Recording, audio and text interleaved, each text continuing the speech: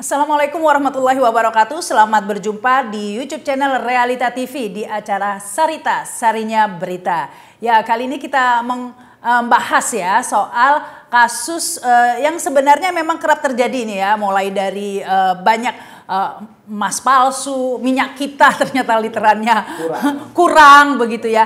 Tapi kita tertimpa banyak isu yang serupa kasus korupsi. Tapi sebenarnya kita saat ini ingin membahas kasus korupsi yang serupa itu, ini sebenarnya mega korupsi begitu ya. Dan berhubungan langsung dengan rakyat dan sempat membuat heboh rakyat, yaitu kasus pengoplosan BBM yang sudah dikoreksi oleh kejaksaan, bukan pengoplosan tapi blending begitu ya.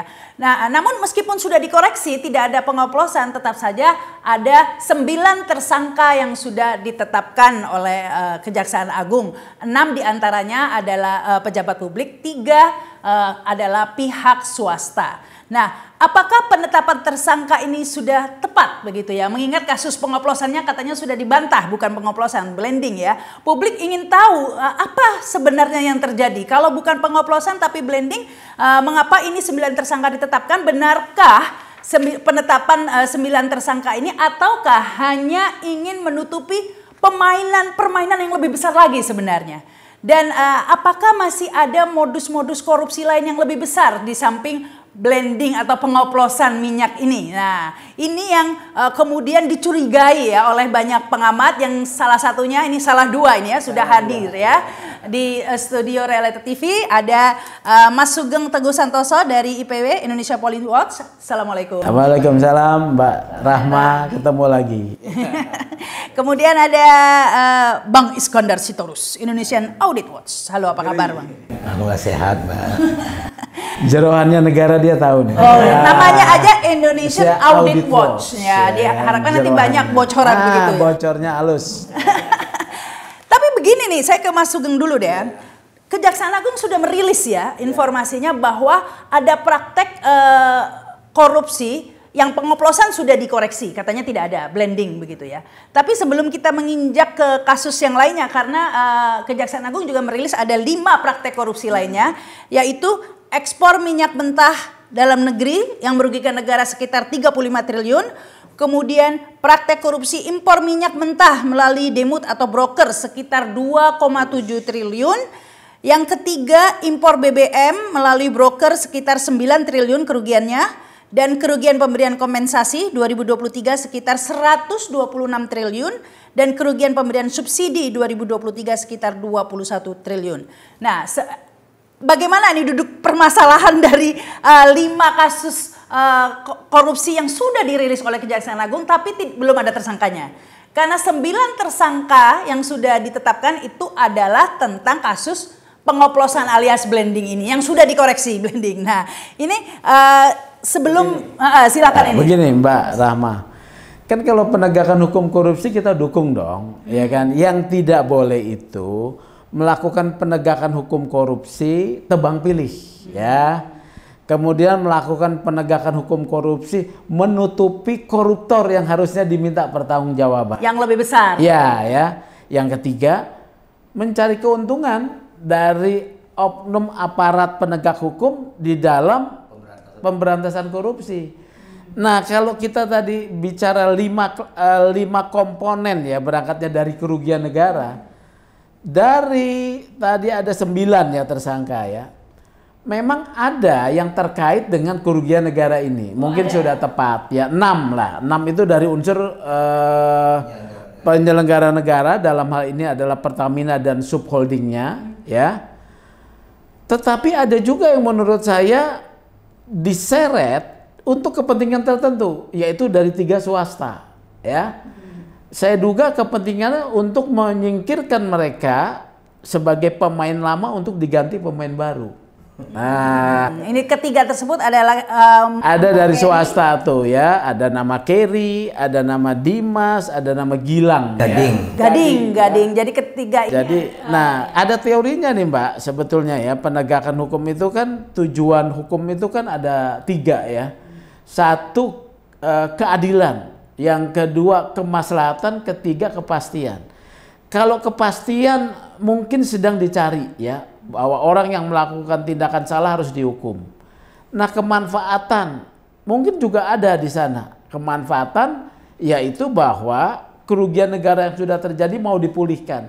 Tapi ada juga yang numpang kemanfaatan ini gitu loh ya. Yaitu siapa? Mungkin ada pemain baru ya menggunakan proses hukum untuk menyingkirkan pemain lama. Nah, kalau keadilan ya, keadilan ini yang jadi problem. Dari 5 komponen ini Mbak ya, ini komponen ini harusnya diminta pertanggungjawabannya kepada Pertamina. Ya, bukan hanya kepada subholding. Ya. Apalagi swastanya. Ya, karena kalau ditarik ya, saya belum bicara oplosan loh ya. Ditarik dia membatasi nih bahwa penyidikan ini untuk 2018, 2019, 2023, 2018, 2023 subholding Patra Niaga itu baru muncul kalau tidak salah 2021. Jadi dari 2018 sampai 2021 ini harus diminta pertanggungjawabannya langsung kepada board Pertaminanya, bukan anak usaha. Ada nggak di dalam ini? Nggak ada. Ini artinya apa? Keadilannya sudah tidak ada ya. Jadi gitu. Kemudian bagaimana kalau kita sebagai pengamat ya, IPB kan mengamati nih ya. Bagaimana kemudian cara mau menyingkirkan pemain lama? Pakai bahasa oplosan tadi. Jadi pakai bahasa oplosan yang dimaksudkan oleh Kejaksaan Agung supaya masyarakat mudah mengerti gitu ya. Mudah mengerti, dia pakai oplosan. Padahal oplosan adalah satu tindakan yang dilarang ya, sehingga masyarakat paham.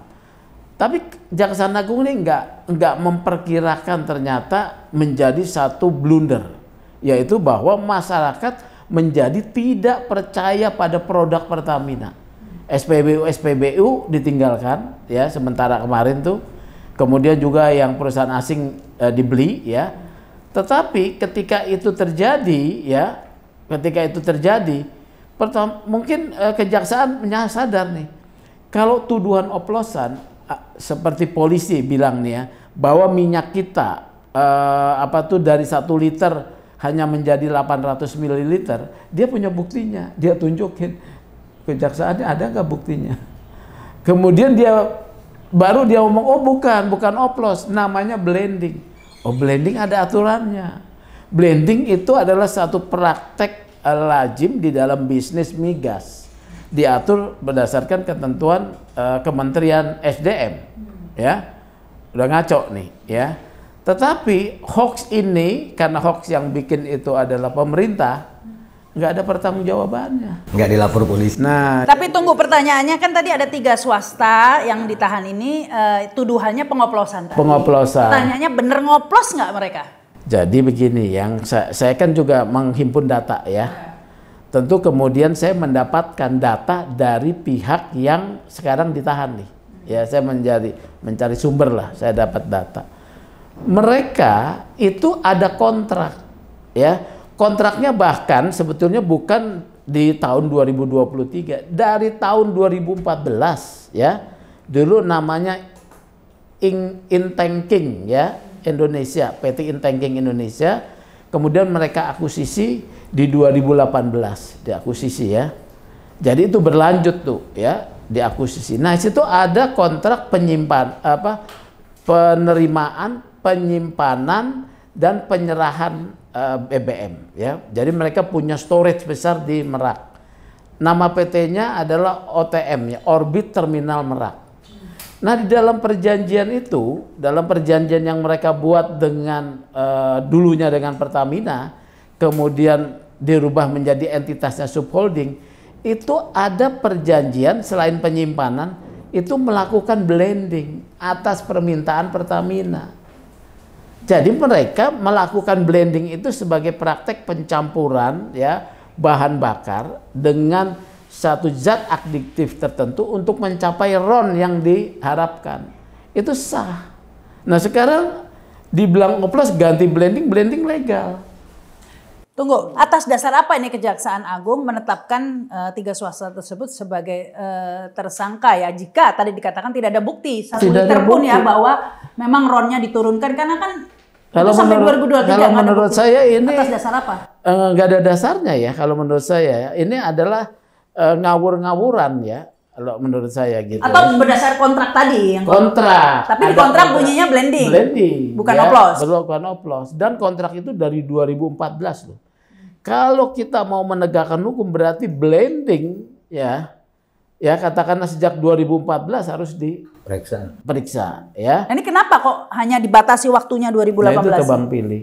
Oh, karena ada seorang dong ini. Iya. 2014 ada pihak lain. Iya, di 2018 pun sebetulnya harusnya kan tadi Pertamina sampai 2021. Harusnya kan 2021 kan baru kemudian Patra Niaga muncul. Bukan Pertamina lagi, tapi kan sudah dilakukan peristiwa pencampuran itu pun sudah sebelumnya ya. Jadi begitu. Jadi dari 2014 sampai 2018 itu 2014 itu kontraknya itu penerimaan penyimpanan ya. Saya luruskan dulu ya. Penerimaan, penyimpanan dan penyerahan bahan bakar ya. Kemudian di 2018 itu ya ada kemudian proses blending ya, ada adendum. Ada adendum blending. Nah, blending itu disepakati ya. Jadi bukan oplos. Yang kedua, pembuktiannya ketika ngomong oplos ya, ngomong oplos nih ya, kan dia harus buktikan bahwa yang dikatakan kualitasnya membuat rendah, membuat kendaraan jadi rusak, dia harus buktikan di kejaksaan. Seliter juga nggak ada. Nggak ada barang. Ya mungkin ini oplos perbedaan banyak yang nggak ngerti kan oplos blending jangan mudik sama pulang kampung gitu kan orang-orang bilang. Kalau oplos kan begini ya, ini barang kualitas rendah ya dicampur dengan barang kualitas tinggi ya, dicampur dijual dengan harga kualitas tinggi ya. Kalau blending beda, pencampuran BBM dengan menambahkan zat adiktif untuk mencapai standar kualitas tertentu yang lebih baik. Wajib blending. Wajib blending. Jadi sebenarnya ini belum ada bukti bahwa kualitasnya itu menurun. Tidak ada bukti. Tidak ada bukti 1 liter BBM dari tahun 2023. 2018 sampai 2023 dia ucapkan di 2025. Nah itu pertanyaan saya. Kan sudah lewat begitu ya. Iya. 1 liter pun udah nggak bersisa 2023. Iya. Kenapa? Dikoreksi kan sekarang. 5 tahun itu kok nggak diungkap? Kalau kenapa? menurut saya, Kejaksaan Agung bukan hanya meralat omongannya. Dia harus bertanggung jawab dulu, mengakui salah. Baru mengerjakan yang baru kemudian dia ralat. Iya, kenapa baru diungkap sekarang itu pertanyaannya? Kan kejadiannya ini lama, bukan setahun, 2 tahun, 5 tahun. Saya bilang tebang pilih. Oh, oke. Ya. Kemudian ada mungkin di sana ada yang harus memang dikenakan satu proses hukum untuk supaya ada juga yang kan ini berlanjut nih soal blending dan juga penjualan minyak ini berlanjut. Pasti kebutuhan itu tetap ada kan, tidak terhenti. Harus ada pemain baru yang mengisi. Tunggu ini kalau timelinenya ya 2018 sampai 2023 nggak diapa-apain. Tiba-tiba 2025 diramein. Jangan-jangan ini gara-gara ada 2024 ganti presiden. Iya. Jangan-jangan. Bisa jadi. Ada yang minta lahan parkir gitu kan. Pak Prabowo bilang pemberantasan korupsi. Jadi itu pakai judulnya itu.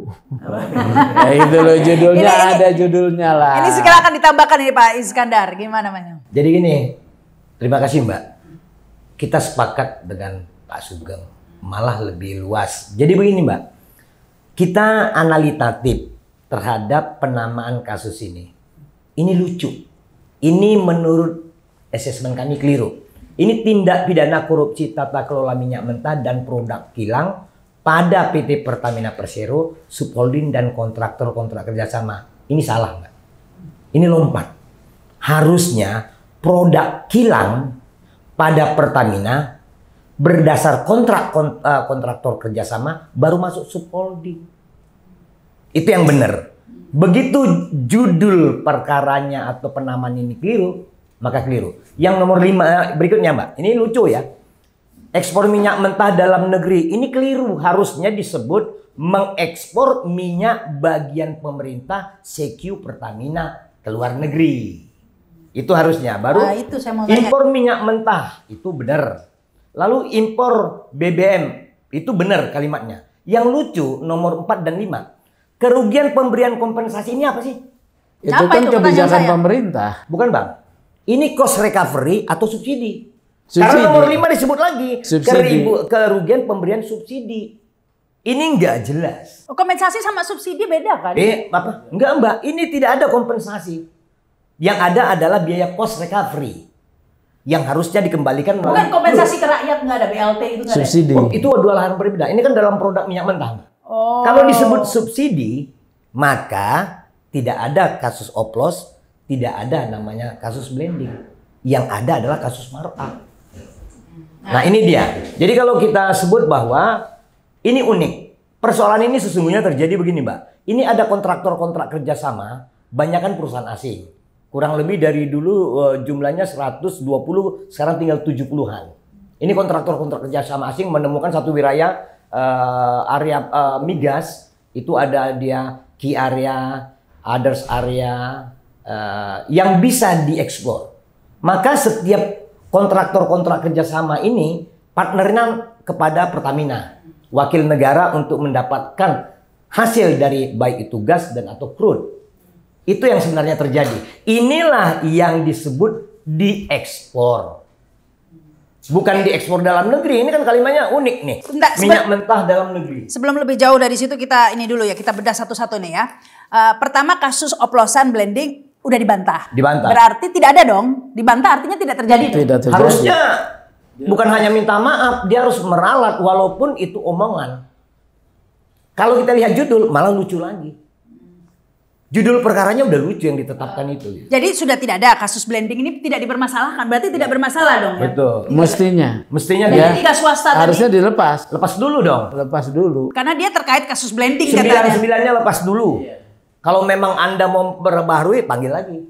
Oke. Sudah tadi itu sudah aneh ya, karena kan kasusnya udah diralat begitu ya, nggak jadi lah istilahnya, sorry nggak jadi gitu kan ya. Tapi orang masih ditahan. Ya orangnya masih ditahan dan dengan kasus yang nggak jadi tadi, ya gitu kan ya.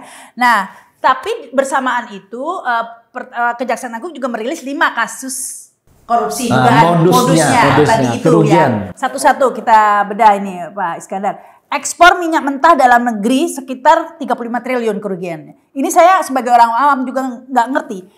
Kita ini kan importir minyak. Ya, kok kita ekspor? Kalimat yang tepatnya adalah Ekspor. bagi hasil kontraktor-kontrak kerjasama pada PT Pertamina diekspor. Itu kalimat. Bagian pemerintah. Iya. Oke, ini agak mudah. Kita jelaskan dulu. Ya, kita jelaskan dulu ke publik ya. Jadi gini mungkin ya, koreksi saya jika salah. Jadi Pertamina kerjasama dengan Exxon lah. K3S Exxon, ya. Atau Caltech lah Caltech, misalnya. Exxon itu ada sekitar 78 perusahaan K3S. yang mayoritas asing. Iya, mayoritas Ya, asing. sudah kerjasama untuk Eksplorasi. di Indonesia. Iya. Yang katanya berapa barel itu Iya. ya itu kan. Hanya tinggal 800.000 barel. 800.000 barel tadi itu. Nah, itu dieksplorasi, kemudian bekerja sama ini di blending. Enggak, dapat hasil dulu. Oh, dapat hasil.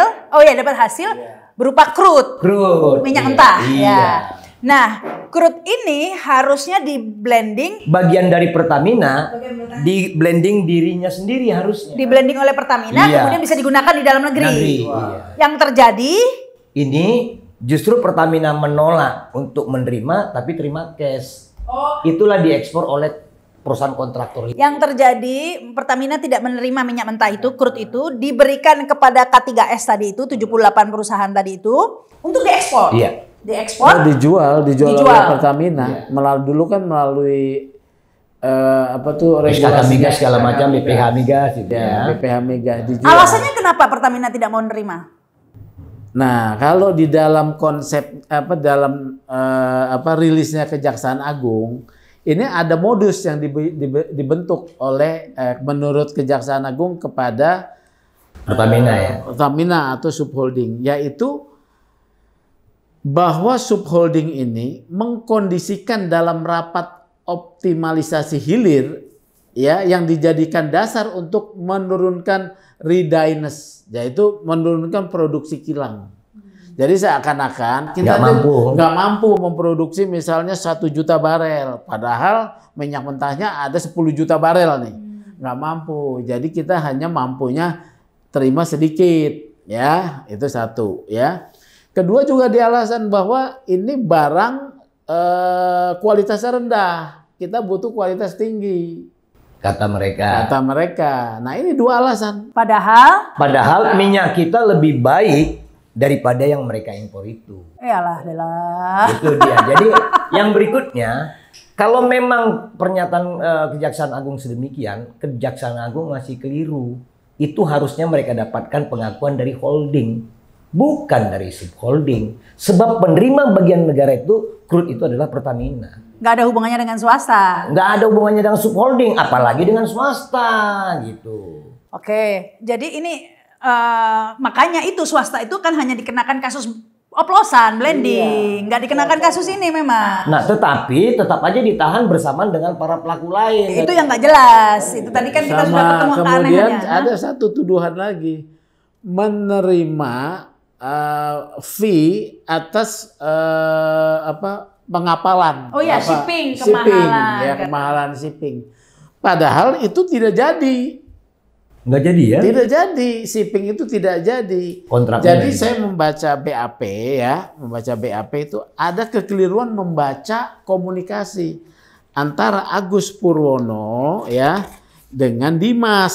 Nih ya bahwa ada komunikasi antara Dimas Perpasti ya dan tersangka Gading Ramadan dengan tersangka Agus Purwono selaku VP Feedstock Manajemen PT Kilang Pertamina ya yang menyatakan bahwa jaksa keliru memaknai konteks komunikasi tersebut yang disangka bahwa ada kemahalan harga 13 sampai 15%.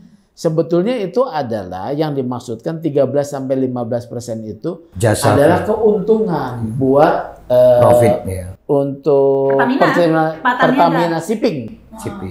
Kan yang mau pengapalan ini yang ngurus Pertamina Shipping nih.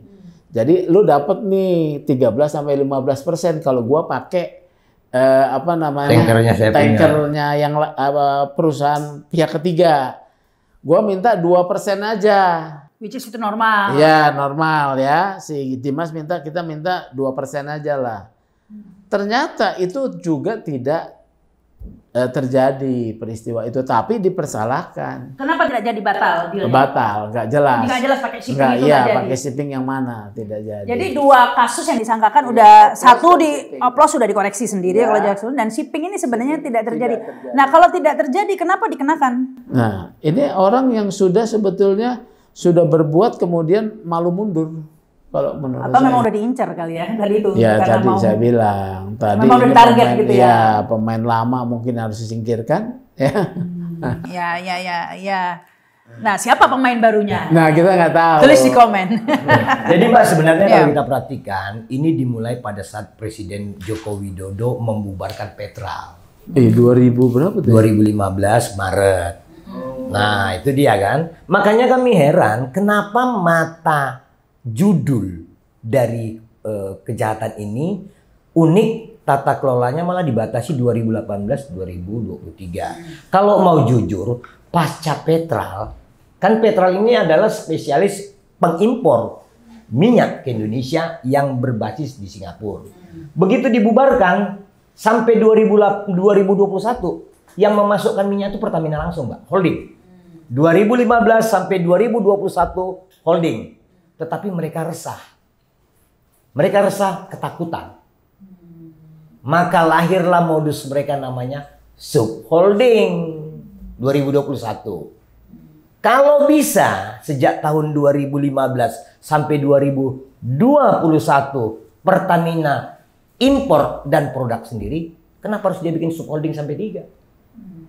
Ini kan sebenarnya attitude buruknya ada di Pertamina. Uniknya, induknya ya. Ya, uniknya yang sekarang diperiksa Kejaksaan Agung justru subholding beserta swasta sejak tahun 2021 sampai 2023. Hanya 2 tahun.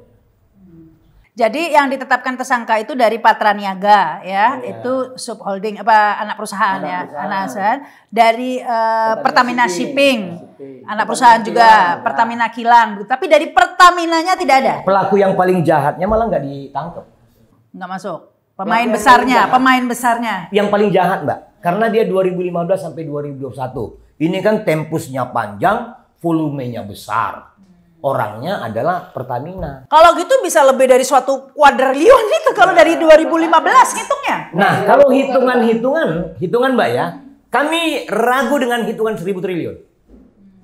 Kami ragu dengan itu. Jadi berapa yang punya mendekati? Kalau kasus ini adalah kasus markup, paling tinggi estimasi 30% dari anggaran yang digelontorkan negara.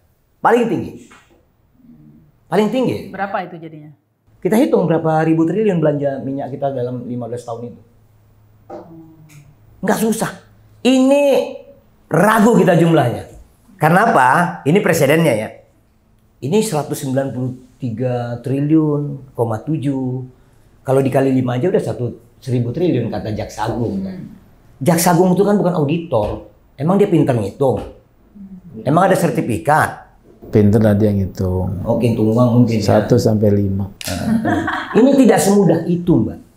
Kami yakin dan ragu. Dari beberapa kasus membuktikan hitungan-hitungan Kejaksaan Agung dan BPKP itu keliru. Kasus Timah katanya 8 triliun, faktanya 2 triliun.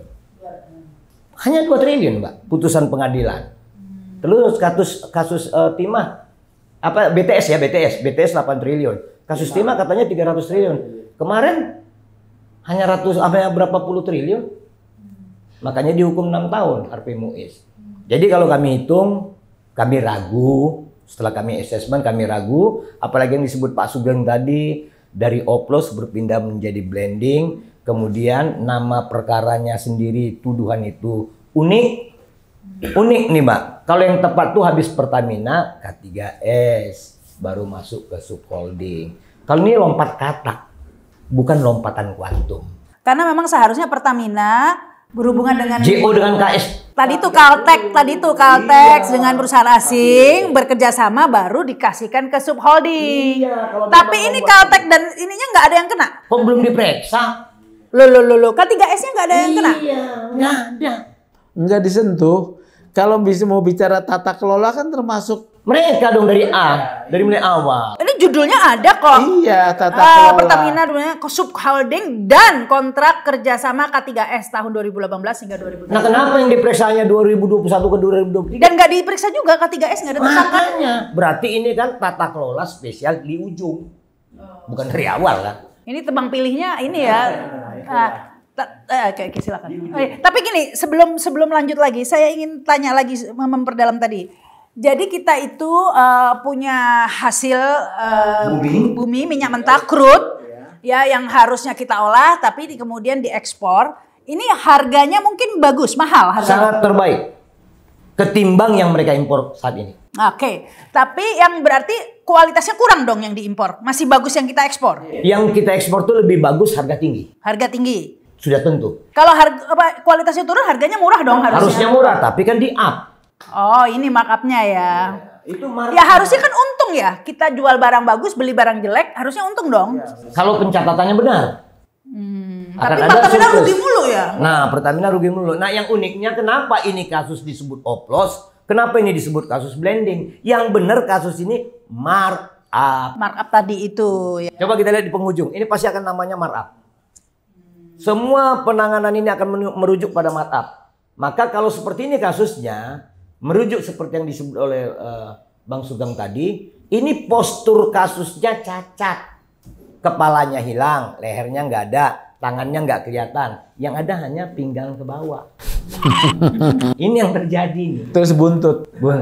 Nah, jangan salah nanti kalau majelis hakim bisa-bisa membebaskan atau separah-parahnya meringankan hukuman. Jauh dari ekspektasi. Tapi kepalanya itu siapa? Tidak salah nggak boleh dihukum dong. Kan saya bilang tadi membebaskan. Yang kepalanya itu siapa berarti? Yang jadi kepalanya? Pertamina dan unsur-unsur yang terkait dengan entitas itu. Termasuk Kementerian BUMN sebagai penata kelola. Nah itu. Kementerian BUMN kan sempat didesak. Nah, akhirnya ketemu juga. Ya katanya apa? Kok tiba-tiba hilang gitu? Gimana ini ceritanya? Kan katanya sempat ramai itu terkait, bahkan sampai ada, saya nggak tahu benar atau tidak ya, ada uang koordinasi 200 miliar per bulan. Pokoknya bagannya ramai dibahas di media sosial. Suddenly gone. Tiba-tiba ini Kejaksaan Agung jadi pencuci bersih namanya Erik. Karena mengklarifikasi langsung ya, gimana? Bukan klarifikasi. Setelah ada isu tentang pertemuan dengan Erik ya. Bukan isu, udah dikonfirmasi. Enggak diakui juga. Pertemuan malam hari katanya di Kejaksaan Agung. Walau sesungguhnya itu pertemuan sampai subuh, Mbak. Di mana tuh? Diduga di rumah pejabat itu. Di rumah Kejaksaan Agung, Kejaksaan Agung. Nanti kan bisa dilihat nomor HP-nya Erick Thohir, Boy Thohir yang disebut-sebut itu, dengan pejabat itu kan bisa dilihat pada jam tertentu, hari tertentu, dengan durasi berapa lama, di titik mana nomor itu berada. Ya, kalau nggak dibawa HP-nya. Nggak mungkin separah itu juga, Mbak. Kami yakin intelijen polisi, intelijen KPK, intelijen di BIN, dan tentara udah paham itu. Kami yakin. Nggak mudah juga sekarang berbohong. Tapi yang ketemu di kantor kejaksaan sampai jam 11 malam sudah diakui. Sudah diakui. Itu kan salah sebenarnya. Iya, malah dideklir oleh Erick Thohir sendiri kan. Nah, tapi itu kan salah. Salah dari sisi etika penegakan hukum, tidak boleh ya. Apalagi kalau sampai subuh ya, sahur bareng. Dia sedang menangani kasus di bawah kepemimpinan Erick Thohir. Ketemulah dengan Erick Thohir, Menteri BUMN yang membawahi Pertamina sebagai BUMN. Yang sedang bermasalah. Ya, yang sedang bermasalah. Kalau sampai sini aja udah oke lah. Tapi dia menjadi pencuci bersihnya Erick Thohir. Jadi dia cuci, bukan di blending ya, di washing ya. Jadi ini sebenarnya ada perkara washing nih kan. Karena kejaksaan juga mengingat bahwa Erick Thohir tidak tersangkut begitu ya. Padahal belum diperiksa, kok tahu udah tidak tersangkut. Sudah pagi-pagi bilang bahwa Erick Thohir tidak terkait dengan perkara ini. Waduh, berapa itu? Padahal kan peristiwanya kan udah panjang ya dia sebagai. Nggak, minimal diperiksa dulu lah dan kemudian ditetapkan bahwa itu tidak terkait kan gitu kan ya mestinya ya. Nanti ada cerita dia sampai jam 11 malam itu diperiksa kali. Dan ada cerita baru. Bukan pertemuan. Bisa jadi, tapi di luar periksa harusnya resmi dong, nggak malam-malam gitu. Terkadang kan kalau kondisi sudah malam, Mbak, agak saru juga. Lah malam-malam juga di Taman Lawang antara perempuan sama laki-laki nyaru kan. Itu biasa itu. Jangan cerita pengalaman pribadi loh. Nah iya, ini jadi sahur bersama ternyata katanya. Bener, itu informasinya saya malah diunjukin fotonya kok. Oh, ada fotonya bukan di kantor. Ada ya foto. Makanya kita sebut tadi kondisinya seperti itu. 3 orang pakai batik kok. Ada yang batik biru dongker, ada yang hitam. Kemudian yang menerima tuan rumah pakai kaos Calvin Klein. Wis, ngaruh ya. Jadi detail juga nih ya. Siapa aja ketemu di sana selain Erick? Kalau itu nggak usah kita sebut lagi, kan udah di-clear tadi kan. Artinya begini dia, Mbak. Kalau memang mau jujur membenahi kasus, mulailah sejak tahun 2015 sampai 2023. Itu di split 2. Pelakunya 2015 sampai 2021 adalah Pertamina Holding. 2021 sampai 2023 adalah subholding dan lain-lainnya. Baru kita enakan. Kalau dari ujung dulu baru ke belakang nggak bakalan. Tapi posisi 3 swasta yang tadi ya, Orbit Terminal Merak ya, kemudian Shipping sama yang namanya Dimas, Gilang ya, Gading ya sama Kerry, ini cuma jadi aksesoris ya. Nah kalau tadi kita lihat dari prosesnya kan gitu, Mbak. Dia bisa kok dari 2015 sampai 2021 melakukan sendiri. Kenapa lu pura-pura split jadi ada 3 subholding? Akhirnya 3 subholding ini men-split lagi kewenangannya kepada 3 swasta itu. Ini seharusnya tidak terjadi jika processing ini tidak dibuka ke arah korupsi.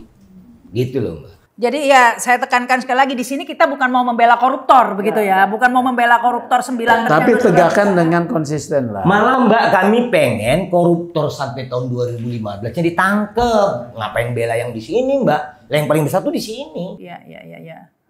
Gitu Ya. loh. Dan apalagi yang lebih penting lagi menangkap penjahat yang paling jahat Yang tadi, sesungguhnya. kata Begitu. Bang Iskandar tadi, begitu kan ya? Nah, jadi ini yang kita sebut bahwa prediksi kami nama perkara ini akan berubah nantinya ketika sudah sampai ke pengadilan. Prediksi kami. Ini buntutnya nama yang benar adalah penamanya adalah markup, kasus markup ini. Jadi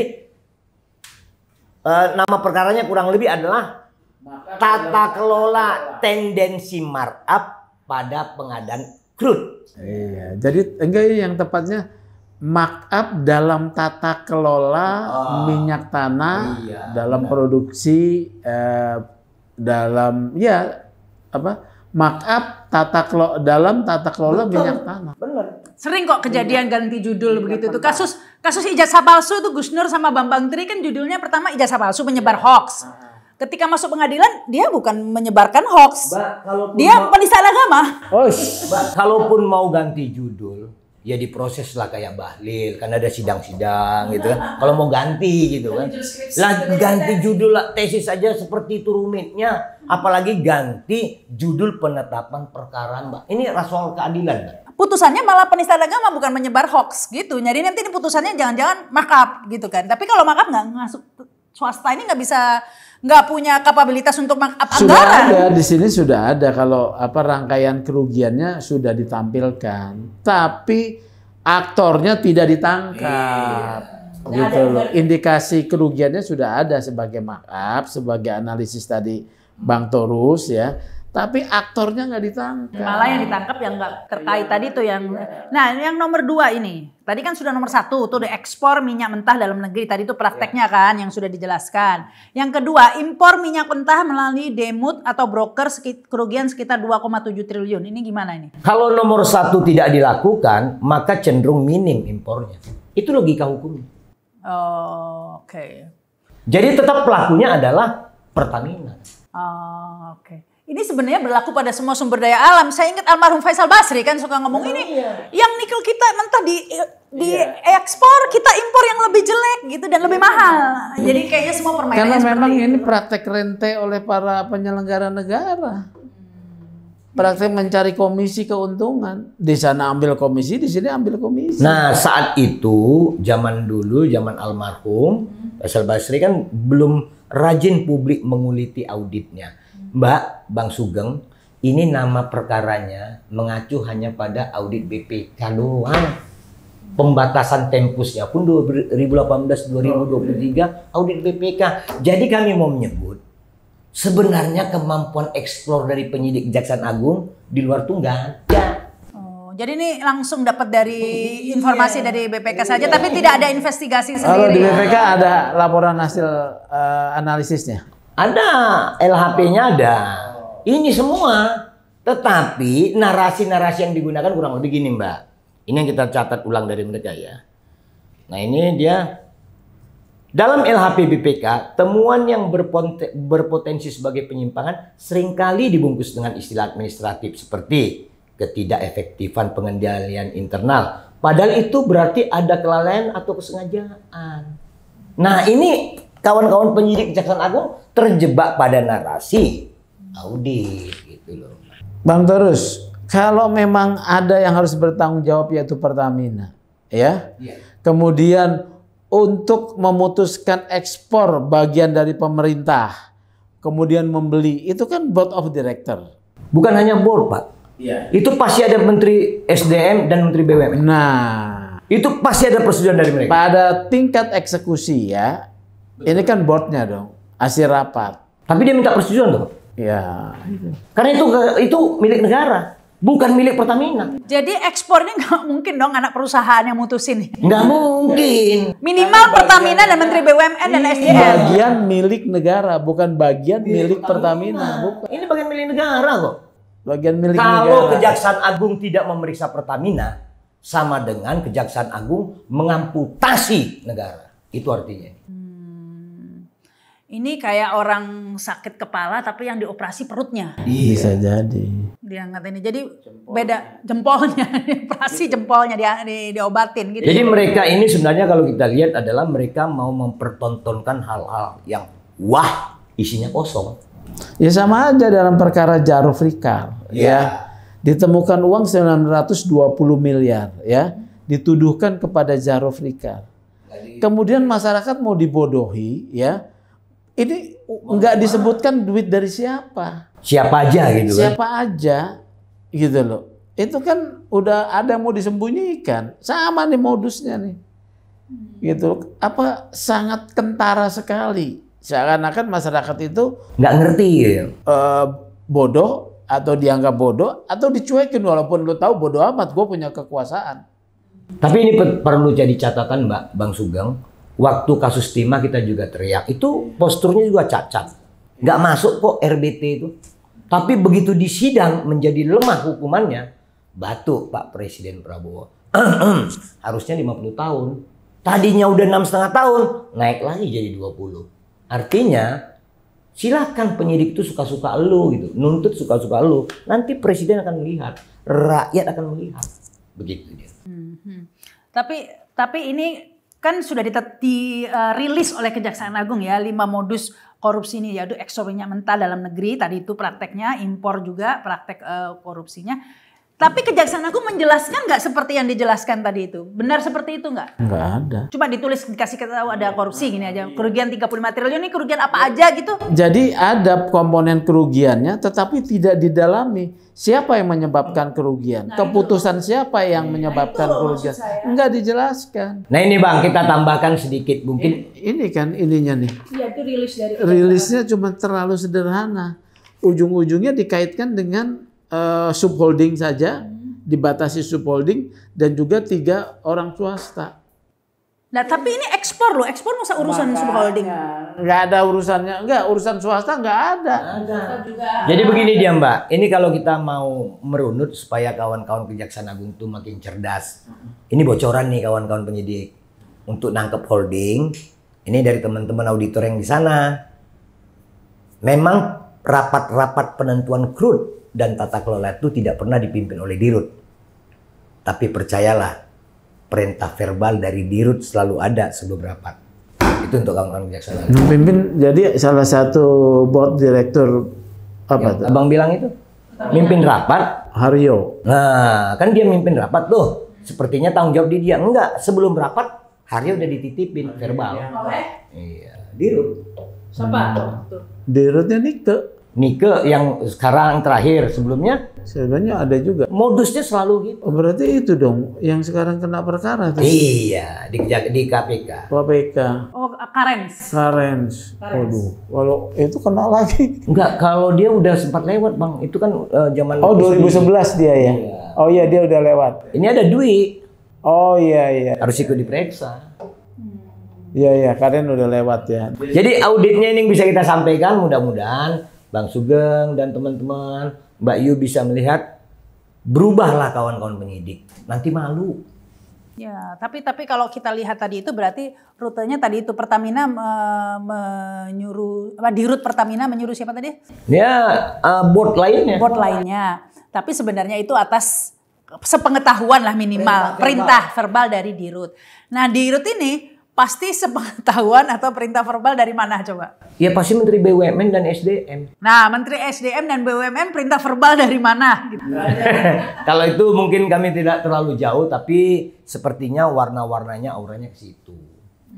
Nah, kalaupun di luar itu berbeda, tapi jenjang itu semua keputusan tentang energi sumber daya mineral pasti SDM. Semua terkait BUMN pasti Menteri BUMN. Dalam praktek kinerja sehari-harinya, ini koordinasinya terus-menerus. Begitu dia, Mbak. Ya, tapi sekarang dengan buru-buru sekali Menteri BUMN sudah nyatakan tidak terkait, begitu kan ya? Itu udah dicuci bersih, di washing, bukan di blending. Akankah kalau menurut Anda, Mas Sugeng, akankah ini kemudian dilokalisasi begitu ya? Dilokalisir. Dilokalisasi. Kalau lokalisasi itu nanti dilokalisir ya, salah. Dilokalisir ke 9 tersangka ini saja. Tampaknya begitu. Tapi yakin Pak Sugeng ini sudah mulai terbuka karena apa? Ternyata Komisi Pemberantasan Korupsi sudah menangani kasus 2015 sampai 2021. Sudah memanggil Bambang Irianto. Iya.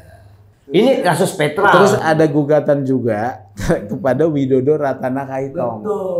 Siapa tuh? Dia ini dulu yang tahun 2013 dituduh menyuap Rudy Rubiandini, ketua SKK Migas. Tapi dia orang warga negara Singapura, nggak bisa kesentuh lah.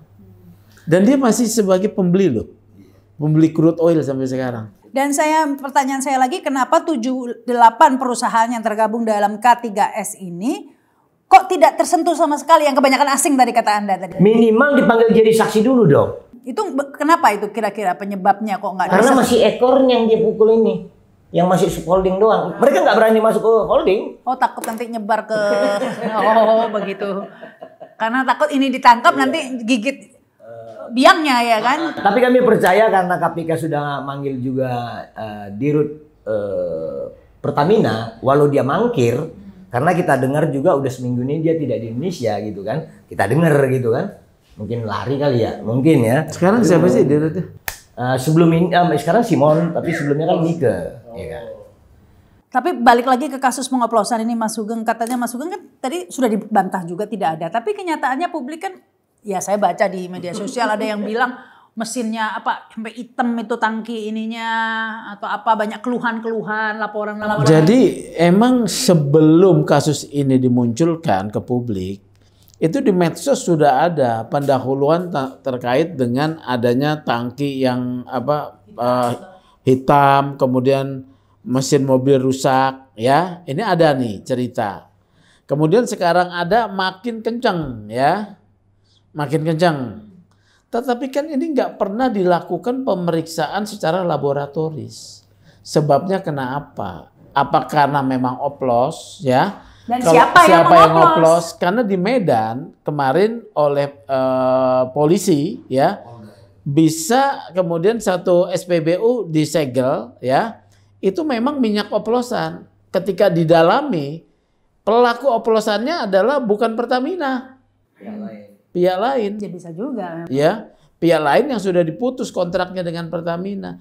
Memang mereka mengoplos. Dan ada juga itu Bang Sugeng, sumur-sumur yang ilegal di Sumatera Selatan itu ada kurang lebih 11.000 sumur. Itu menghasilkan minyak kalau di rata-rata 65.000 barel per hari seluruh Indonesia. Ini disedot, di blending mereka, lalu ini yang di Mereka itu siapa? Ya orang-orang jahat itu di backing oleh aparat, baik hijau, coklat dan lain-lain. Itu namanya minyak cong. Kalau di tracing itu. Tapi bukan Pertamina minyak cong ini. Bukan. Itu usaha rakyat. Rakyat. Tetapi itu sebenarnya itu kesalahan dari SDM juga, tidak bisa mengontrolnya. Nah, sekarang Kementerian SDM sudah memformulasi sumur-sumur ilegal itu akan dielaborasi menjadi sah. Karena memang lumayan, bisa 65.000 barel per hari. Hitungan kita. Cukup signifikan sebenarnya. Signifikan, hampir 10% dari lifting minyak Indonesia. Ini semua langsung menjawab dengan praktek tadi itu ya, kita impor dengan harga kualitas yang lebih jelek tapi harganya bagus naik jadi nggak untung. Jadi menjelaskan kenapa produksi minyak kita nggak pernah nambah, turun terus. Ya memang harus gitu. Biar import ya. Jadi ini menjawab sebenarnya ini kalau mau jujur udah terjadi dari era presiden sebelum-sebelumnya. Ya. Jadi buat apa sekarang ini? Buat apa ya? Ini diangkat-angkat oleh kejaksaan. Kalau kita pikir ada baiknya juga gitu. Enggak, buat apa? Dari sisi kan ini peristiwa sudah sebelum-sebelumnya udah banyak terjadi. Kan tinggal copy paste aja penegakan hukumnya tapi yang benar gitu loh ya. Tapi kenapa baru sekarang mau diterapkan begitu ya? Banyak faktor diam itu, saja. Bang. Banyak faktor. Mungkin karena udah kelamaan. Ya udah, gantian lah kamu gitu ya. Mungkin udah kebanyakan kan gitu ya, mungkin gitu.